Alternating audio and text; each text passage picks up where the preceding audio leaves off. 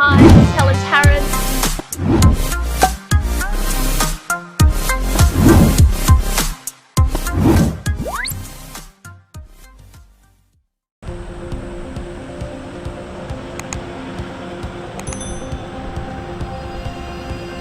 Hi guys, welcome to Commercial Property Roadshow. You're on the road again with Renee. Let's just go for a little walkthrough. We've been invited by an agent to come and have a look at a property. So come with me. So this property is two properties on the one title. So it got split in half.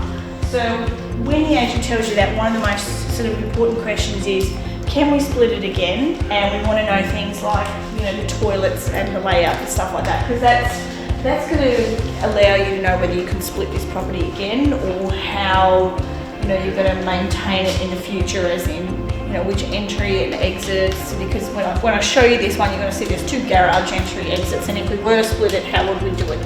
So we're just going to have a little look in the rooms, just have a little nosy around.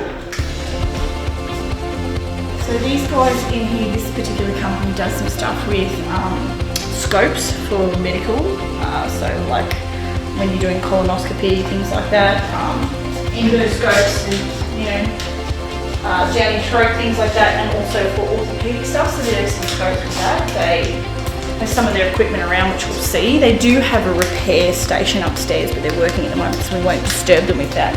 But we will walk on the ground floor just to see what's here. So your other thing that you want to know about is your infrastructure, as in the air conditioning. So these guys have just recently had their air conditioning upgraded to the cassette system, not the ducted, even though you will see the ducted around here. We just asked the agent about that and he gave us a bit of information. So it was recently upgraded to the cassette, not the ducted system. So then we want to know, when we're asking things like that, who's responsible at least for servicing and who's also responsible. So this comes through to the garage. Who's responsible for servicing and maintaining the air conditioning. So you want to know those things on the lease, because particularly if this is a new air conditioning system. So as you can see, they've divided the space. Up there you can see, you know, the division doesn't go all the way to the top. So is noise going to be an issue? Because if you have a trade in here, for example, like a mechanics workshop next to a photography studio, something that needs to be a little bit more calm and cheerful, are they going to be in competition and annoying at each other all day, or are they going to be complementary? So next door to this one is a church. We'll get to the church shortly, but at the moment this side is biomedical, so these guys are 9 to 5, Monday to Friday, repairing medical equipment. They don't really use up all of the space, as I said before. So here are two garages, and over here you've got your toilets. So if you were going to re-separate this space or cut it further down, you want to figure out, you know, where are those types of plumbing, because you don't want to cost yourself any more cash. You want to keep it minimal, but, you know, it'd be good to increase the rental return. One of the other key points when we're looking at these types of sheds is your mezzanine level. So it's really important that we find out whether the mezzanine level, so when I say mezzanine, it can be enclosed, sometimes it doesn't have to be enclosed, but basically another level. We need to find out whether it's got engineering approval and council approval. Certificates should be issued for that if that is the case. And then I just want to point out to you guys, when I'm out on the road and I'm looking at things and I send back pictures, a lot of you are like, why is she sending me pictures of stairs? Why is she sending me pictures of air conditioning units? I want you to see the infrastructure that's there. And things like that may not be up to code. So the codes change for railings and for stairs. In some of the ways it's changed in the height of the railing, as well as, you know, how far off the ground the stairs are. Trip hazard, OHS, if you're anything, sometimes when they design these stairs, the base of it can protrude out underneath the bottom step. So we want to make sure that we have a quick look at those things and ask, is it engineering and council approved? So we can go up, actually we'll go around here so you can see that there's potentially two reception areas here, there's two garages here. The issue though is one toilet, so how do we split it to downsize one area? You know, that's something we have to look at, but it is possible.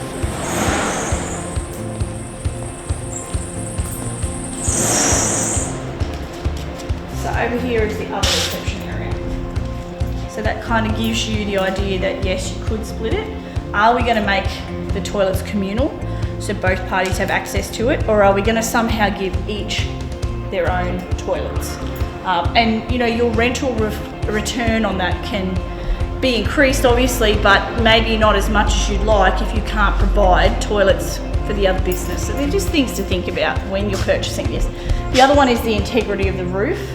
I mean, it does look a little bit dated and things are needed a little bit of love, but it's not the worst. It doesn't mean that you don't buy something because it doesn't look pretty. You buy again this yield, the businesses that are there, the longevity of them. These guys currently are on a month-by-month, so you know, and as you can tell, they don't really take up a huge amount of space. So maybe we could offer them, if we were to take it over or we were to purchase it, we could say, hey, how about we put you in this space? Is it possible to put some plumbing in there and then lease out the other space? So they're just things to think about and things that we report back to you when we go on the road and we do some property inspections. So let's get out of this one and get into the next one. Hi guys, welcome to Commercial Property Roadshow. We just had a look at this building here where we've got a church on one side and a medical company that fixes scopes for endoscopies and colonoscopies and things like that. So we're outside the building now, and I just want to point to your attention some of the things I look for when on the outside of the building. So behind me over here, you've got a fire hose. So, you know, fire safety, OH&S, workplace health and safety, whatever you want to call it, imperative, important, and can cost you a lot of money if it's not done right. So this particular complex here has a fire hydrant on site. So this is, not a lot of people know this, and I just want to bring it to your attention because this is what we do. So in part of the due diligence process, when you know you've got a fire hydrant on site, you want to make sure that it's got all the current relevant certification because it changes. And as you can see, that's a modern over there, and this is a not modern hose reel and probably needs to be upgraded. But the fire hydrant, that can be one of your biggest expenses. The PSI that the water has to be in the fire hydrant, if it's not up to code, then it can cost each owner thousands, depending again on your strata. Now, whether or not you're up for a special levy, whether there's enough in the admin or the sinking fund to pay for it.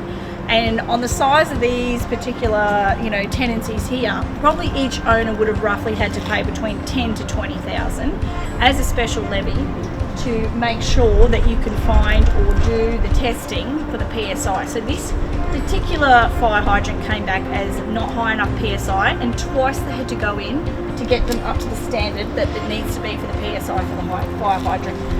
And the agent and I had a quick chat about it, and the ballpark figure is $165,000. That's a lot of money as an owner to come up with, but they're things that you have to think about, or as part of your due diligence before you purchase a building, to say, hey, does this meet codes? And I personally have been involved in other deals where, you know, clients, we've asked for the fire hydrant because there's one on site, what is the PSI? And it was a freestanding complex with, it was a strata title complex with 3 or 4 tenancies in there, and that was $75,000 alone just to get that up, and that was one visit to get that up to the PSI. So they're just little hints, tips of the trade to look for and think about when you're going to get yourself into commercial property, and you know, you're looking at buying something like this, and obviously it needs to have all the relevant certification. So as part of the due diligence process, even if we're not doing it, please make sure that you ask for the certification for fire hydrants if you have one on site, and that it meets the PSI. Let's get back on the road.